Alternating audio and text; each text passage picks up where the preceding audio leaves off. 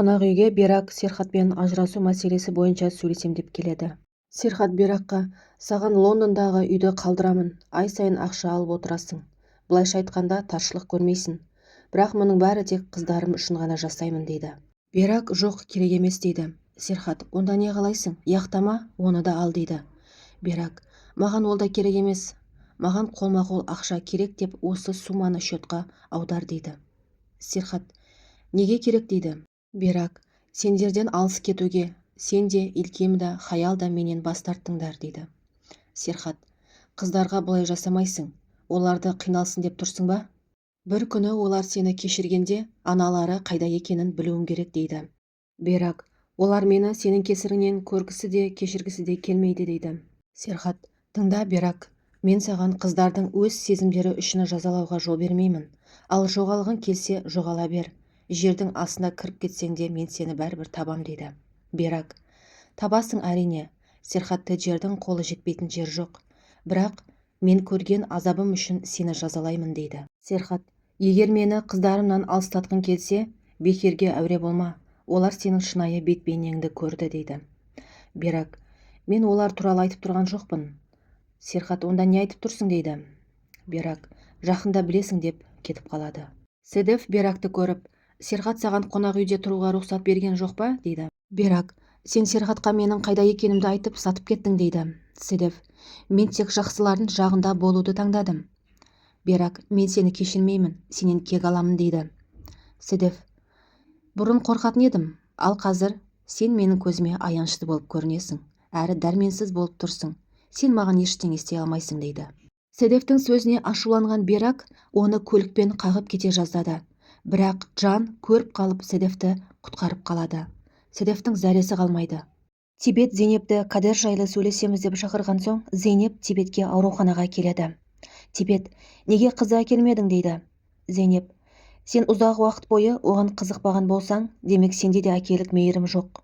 Ол анасының кесірінен онсыз да көп азап көрді. Ал сен оны өткенде көріп тұрып, танымайтын адамдай кейіп таныттың дейді.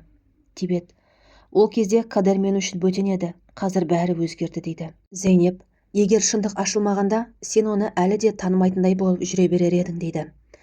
Тибет: Серхатқа айт, мен ауруханадан шыққанда қызды алып кетем деп. Зейнеп: ал не істемексің алып кетіп?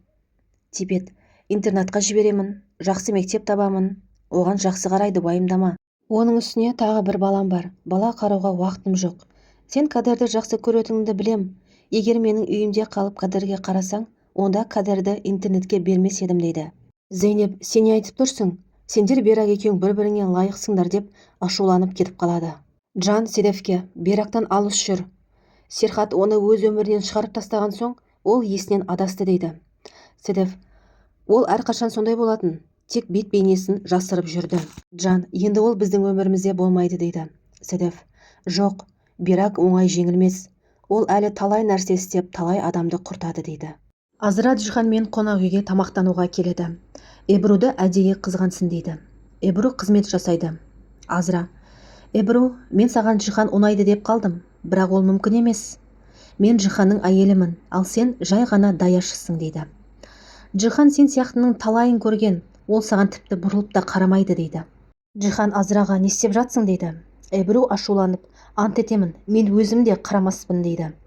Эбру Джиханға ашуланып, үстіне шырын төгіп жібереді. Джихан: ештеңе етпейді, бұл менің кінәм дейді.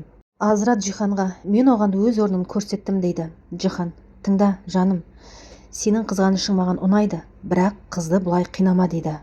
Серхат үйіне келгенде Зейнеп Серхатқа Тибетке барғанын айтады. Серхат ашуланып: неге маған айтпадың, өзім барар едім дейді. Зейнеп: иә, көрдік сенің сөйлескеніңді. Маған оның Кадер туралы не ойлайтынын білу керек болды. Ол Кадерді қамқорлығына алатынын айтты. Серхат: ол Кадерді кезінде ойламаған, қазір де ойламас. Оның лас ақшасы керек емес. Әлгі Кадерді асырап алғандардан Кадердің туы туралы куәлігін ал. Кадерге өзім қараймын. Сен жұмыс істейтін мектепке орналастырамын дейді. Зейнеп қуанып: керемет ой, саған көп рахмет дейді. Серхат Зейнепке: бірақ мен саған ренжулімін. Менің рұқсатымсыз Тибетке бардың дейді. Зейнеп: мен саған есеп беруге міндетті емеспін, соны түсін дейді. Чулай Эбруға хабарласып: кеше районымызда Беракты көрдім, жүрегі айнып тұр екен, сөйтсем жүкті екен дейді. Эбру: жоқ, ол әйел өлтірік айтады, сенбеймін дейді. Джихан Эбруға келіп Азраның тірлігі үшін кешірім сұрайды. Кешірім ретінде сыйлығым бар дейді. Бүгін сәнді бөлмеде бір түн өткізесің, массаж, джакузи, бәрі бар дейді. Эбру: шынымен бе дейді. Джихан: иә, байлардың өмірі қандай керемет екенін өз көзімен көресің дейді. Эбру қуанып: көрсем көрейін онда дейді. Хаял мен Илким анасынан қалған барлық естеліктерін көзін құртады. Серхат: аналарының мектепке келгенін білем, сендерді басқа мектепке ауыстырамын дейді. Зейнеп: жоқ, ауыстырма, ешкімнің сендерде шаруасы болмасын дейді. Зейнептің анасы күйеуі Арифке Зейнеп Серхатбейдің қыздары оқитын мектепке жұмысқа орналасқанын айтып қуантады. Сол сәтте сыртта бір дыбыс естіледі. Сөйтсе Эркан Түлайға екеуінің үйленген күніне гүл ұрламақшы болады. Зейнептің анасы Рафика Эрканға бір букет гүл береді. Эркан: Түлай екеуміздің үйленген күніміз еді дейді. Сол сәтте анасына Эбру хабарласады. Бүгін жұмыста қонатынын, бір жұмысшының орнына қалатынын айтады. Оны Эркан естіп қояды. Түлай Азраға хабарлама жібереді. Эбру бүгін қонақ үйде қонады екен дейді.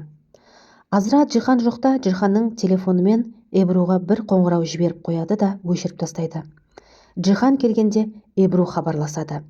Эбру: неге маған қоңырау тастадың дейді. Джихан: жоқ, саған қоңырау тастамадым, мені ойлап сағындың ба дейді.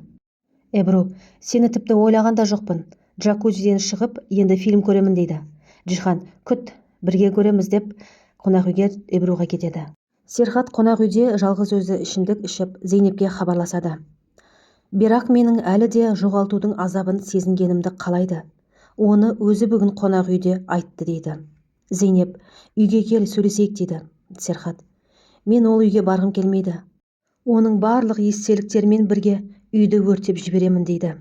Зейнеп: ол үйде тек Бераққа қатысты естеліктер ғана емес, қыздарыңмен бірге көп бақытты сәттерді өткіздің, соларды да өртеп жібермексің бе дейді. Серхат: мен ол әйелге үйленбеуім керек еді. Қыздарымды бақытсыз етті, ал мен оған кедергі бола алмадым дейді. Джихан Эбрудың бөлмесіне келеді. Эбру: неге келдің? Біреу көрсе тағы сыбыс шығар дейді. Джихан: онда бөлмеге кіргіз, уайымдама, ештеңе болмайды дейді. Эбру: фильмді үйде әйеліңмен көрмейсің бе дейді. Джихан: біз Азрамен ондай жасамаймыз. Ол мені жақсы көрмейді, бірақ тастамайды дейді. Эбру: ақша үшін сенен кете алмай ма дейді. Джихан: ол маңызды емес. Мен саған негізі жұмыс туралы сөйлескім келген еді, бірақ ертеңге қалдырайық. Фильм көріп, сосын дереу кетемін дейді. Зейнеп Серхатты уайымдап қонақ үйге келеді. Серхатқа: қыздар үшін сен көңіліңді түсіруге құқың жоқ дейді. Серхат Зейнепке: сен біреуге ғашық болып көріп пе едің? Сен өте жақсысың, адалсың, әдемісің. Тіпті шындыққа жанаспайтындай мінсізсің дейді. Зейнеп: мені мінсіз деп айтпа, маған ол сөз ұнамайды. Серхат: онда сенің де бір жасырған құпияларың бар шығар дейді. Зейнеп: менің құпияларымның саған қатысы жоқ. Біз тек осы үйдегі қыздарды қорғауға тырысатын екі адамбыз дейді.